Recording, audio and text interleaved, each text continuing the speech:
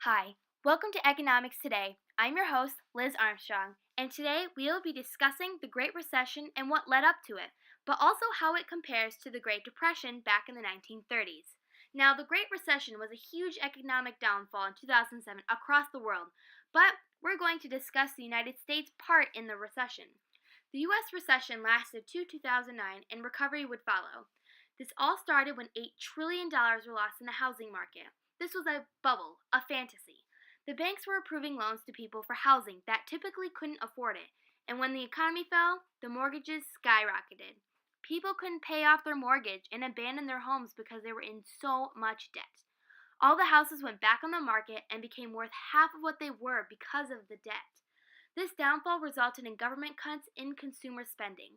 The federal funds rate was at 5.25% early 2007, and by 2009 it was at a range from 0 to 0.25%.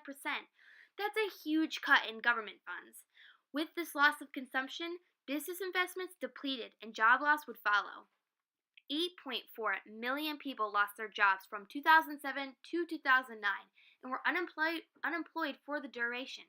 The government tried helping by creating fiscal stimulus programs like the Economic Stimulus Act of 2008, the American Recovery Act, and the Reinvestment Act of 2009. However, these programs weren't strong enough to help the job loss with the increasing population. It took 3 years for the economy to get back on track after the Great Recession. Since the Great Depression, this was one of the most dramatic declines in economic history, and hopefully it won't ever happen again. Now, both cases are very similar in many ways. The main causes for the Great Depression and the Great Recession was the federal government's actions. In the 1920s, the Federal Reserve raised interest rates, halting investment opportunities. President Hoover signed the Smoot-Hawley tariff, which slowed trade and hurt exports in the 1930s. And finally, Hoover signed a tax increase in 1932, which stopped majority of entrepreneurship. These decisions impacted all of the citizens during the 1930s era, which probably led up to the Great Depression. Now, in the 1990s, the government encouraged home ownership for everyone, even those that weren't really qualified. By 2007, housing was built on mortgage-backed securities and loans that became toxic when the estate market went down. What's more ironic is both presidents responded similarly. When Hoover left, Franklin D. Roosevelt took over by creating programs for the unemployed like the AAA, or known as the Agricultural Adjustment Act. He rebuilt Hoover's Reconstruction Financial Corporation, known as the RFC, to bail out banks and corporations. With this, he stimulated the economy as much as he could during this time period.